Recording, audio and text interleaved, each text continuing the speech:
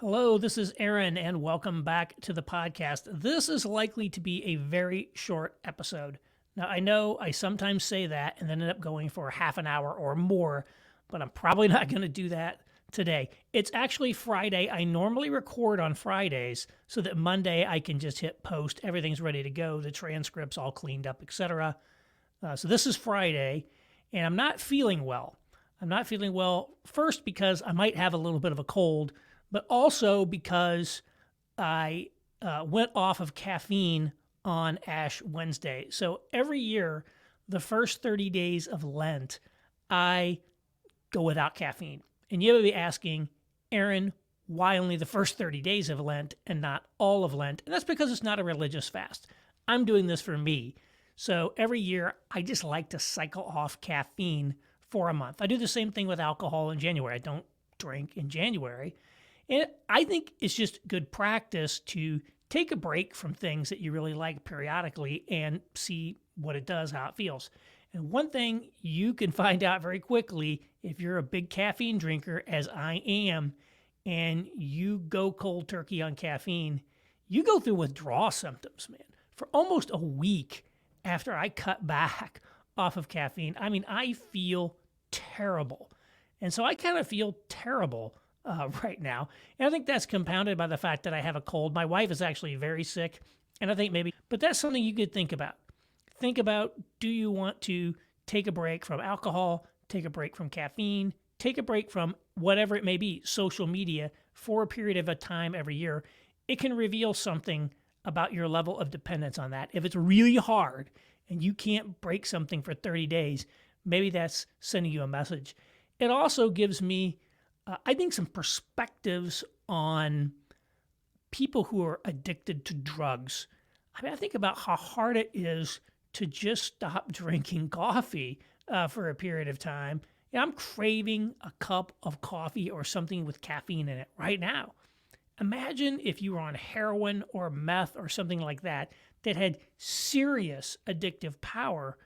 Man, it gives you a little bit of sympathy to say it must be incredibly difficult to break free of that, which must just be at a completely, higher beyond level than, a simple drug like caffeine. So something to think about. Anyhow, today I want to talk about something I've observed on the internet, which is this gotcha people like to do where when you tweet or post or say or write something about somebody else, you get accused of speculating about their motives. These people will say, how do you know what's in Russell Moore's heart? How do you know what this person's intentions really are? You don't know that. You don't know them. How can you see into their heart? And so I was actually just observing this week. I'm going to read you a couple excerpts from tweets of somebody attacking someone over this very thing. I think you are speculating on things you can't say with a surety, and it is informed by what camp, so to speak, you are in. Which I think this is an interesting one because here's somebody who's being accused of speculating on other people's motives while at the same time his own motives are being speculated about. Here's another one. Yeah, let's not be speaking to someone's individual heart and how they are supposedly self-absorbed over Twitter. So this is the gotcha that they get. They try to say, you don't have any knowledge about this person's motives. You're imputing bad motives to them, and therefore we shouldn't take you seriously. Or maybe even you're slandering them. Oh, you're violating the 9th commandment or whatever. You are slandering these people. You're saying bad things about their motives, etc. And I would say, number one, it is definitely completely legitimate to infer people's motives from their actions. We do this all the time. For example, if the wife turns up dead a week after the husband takes out a very large life insurance policy, I think everybody knows he has a potential motive for potentially having killed her, and that's going to cause them to look very closely at him. So we do infer people's motives all the time. Now, do we know for sure what other people are doing? Generally speaking, no. In fact, a lot of people themselves don't know what their own motives are. when they do things. We might have clarity about why we're really doing something. We might think we're doing something for X reasons, but it's colored by all sorts of other things. But nevertheless, I don't think that we should feel bad about imputing motives to people based on actions that we can observe. And let me just give you one quick cite on that. I've sat through a number of sermons preaching on love in the Bible where they always say Christian love is not a sentiment, it's an action. Right? So when you're commanded to love your enemies, it's not about feeling good or developing some sentiment in your heart. It's action oriented. And again, you could probably look up some sermons on this. I don't go into that. Well, if love is an action, then we can determine whether or not someone is being loving or not by looking at the actions that they're undertaking. Are these actions loving? Or are these actions not loving? So we can determine a little bit about what someone is doing in terms of what might ordinarily be inferred a motive by simply looking at the actions that they are undertaking. Again, it's not perfect, but there's nothing wrong with that. But this is one that I think is just a gotcha. It's like a go-to gotcha all the time. And so I just think you should be aware of it when you're writing and when you're talking, and just be cautious and say, do I really want to impute a motive here? Because if I do that, that's what they're going to come after me on. You just got to be aware of it. I'm not saying not to do it, but this is what they're going to come after you on. What I tend to like to do is avoid talking about motives if I can, and simply stick to the fact pattern that on its face is pretty damning. So, for example, I mention frequently that I have never seen a book on marriage written by a pastor or heard a sermon on marriage by a pastor in which they have ever included the stat that the vast majority of divorces are filed by women. You can search in vain for that all over the internet. Actually, someone did send me a sermon, a fairly recent sermon, in which Mark Driscoll supposedly said it. So I'm going to go listen to that sermon. That would be the first one I've ever found.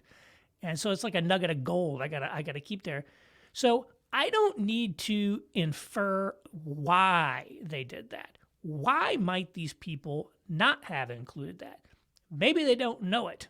Maybe they're just ignorant about the topic that they're writing on. Maybe they deliberately hid it for some reason. Or maybe it's something else entirely. But I don't need to know that. The mere fact that one of the most well-known and salient statistics about marriage is never included in any of their sermons, that by itself tells you something. We don't need to know the motives of people's hearts in order to understand that these guys, in many respects, are just not serious on the topic they're writing on because they're not even giving you the basic facts on it. So I try to stick to the fact pattern in question. And then there's other people, other facts that I think are, somewhat objectively bad in their own right. And again, we don't need to understand the motivations of this to conclude that someone is bad news when they do things. And I use the example in my newsletter of Russell Moore, who has multiple times in secular publications, in podcasts and things, just brutally attacked other Christians and suggested that they're not even saved because he doesn't like their politics. So his famous one, you can look it up, is in the New York Times. He wrote an op-ed called "A White Church No More." In the end of it, and I'm paraphrasing here, but you could look it up, it's, a dark-skinned, Aramaic-speaking foreigner is sitting on the throne, and on Judgment Day, he's not likely to be impressed with "Make America Great Again" or something like that. So when I see a guy doing that in the New York Times, that behavior is objectively perfidious to anyone who he might consider part of the the Christian community with which he's affiliated. The people of the Southern Baptist Convention, for example, which Russell Moore was the paid representative of. He is being paid as the head of their lobbying shop. He is the paid professional representative at that time of the SBC.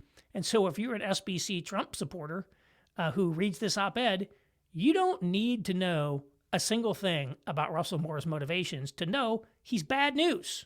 I mean, that's just bad news. The behaviors are bad, and we don't need to go any further than that. So that's kind of how I do it. I say, can we stick to the fact pattern and just leave it speak to itself? Can we see behaviors that are, objectively disqualifying at some level? Let's just say I kill somebody, right? You don't need to know my motivation for killing. Say, hey, I killed somebody. You probably want to stay away from this guy. That's a problem, right? So those are some of the things that I try to do rather than impute motives. Again, not because I don't think it's wrong. I think it's wrong to impute motives, but when you do that, you're just opening yourself up to an immediate counterattack. So you need to ask yourself, is that what you want to get in return? And what I do and try to do, actually in my own personal life, is I really don't even like to try to understand someone's motives as a way of understanding the way that they're going to behave in the world. I just simply acquire heuristics of behavior, as I call it. I say, someone in this position who's affiliated with these people, these communities, this place, this city, this socioeconomic status, etc., how is this person likely to behave in certain scenarios? And so I come up with these kind of heuristic rules about how I would predict that they're going to behave. And you know what? It's quite often correct. Now, is it always correct? No. So I say, this person didn't act this way. And that lets me say, well, why did they not act that way? Oh, maybe my model needs to be updated. Or maybe it's just a heuristic. It's a rule of thumb. Not everything is in line with a rule of thumb. And so that's another way to look at it, is rather than trying to discern individual motives, let's just create heuristics and say, how are these people likely to respond? So for example, as I note in my First Things article, I divide, evangelicals into certain called them camps, if you want to call it that. Maybe not the best word, but we use it for now. You get what I mean. There's what I call the religious right camp, the culture war camp, and then there's the cultural engagement camp. And if you are someone that seems to be more affiliated with one camp or another, that is going to give some information about how you are likely to respond as a heuristic about behavior, not as a secret lens that lets me peer into someone's heart. I can say, well, this person is part of this group. They're in Washington, D.C. They're in this world. They're at this level. How is that person likely to behave, or how are they likely to think about certain issues? And, it's often, very useful to think about the world. And we can think of it again as a heuristic, not as a detailed understanding of their motivations. But again, I usually don't write that down, speculations on how people are going to act. I just use it for sort of my own kind of personal purposes in looking at the world. And a lot of times these kind of patterns that we see are actually quite, informative. You've probably seen, for example, couples that you say, well, that couple's headed for divorce. Is that because you saw into their heart? No, but you're watching a pattern of behavior.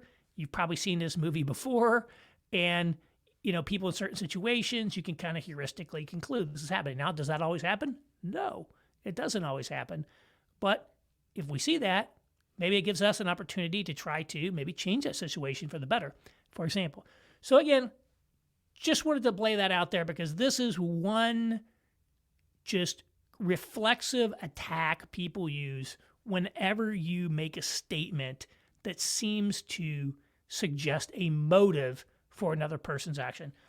All that other person's defenders come back at you and say, oh, you don't know what's in their heart. You can't see into their heart. How dare you? This person, I know they're this amazing, godly person and all these things, don't you know?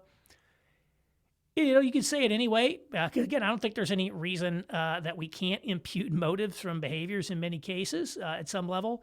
Nevertheless, it's something to think about, to say, do I want to just take these hits, or is there a better way to approach it that takes away that angle of attack?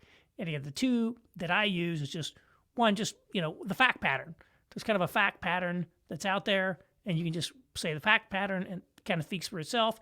And there's kind of a variation of that is when someone does something that is objectively, bad or disqualifying in some way. All I have to do is say, look, I don't need to know the person's motives on any of these cases, but take a look at this and we can go from there. So again, just a short one today, something to think about. This is one of the things I see out there. It's especially on Twitter, but all over the place. And if you don't want to get trapped up by it, something to consciously consider when you're doing your writing.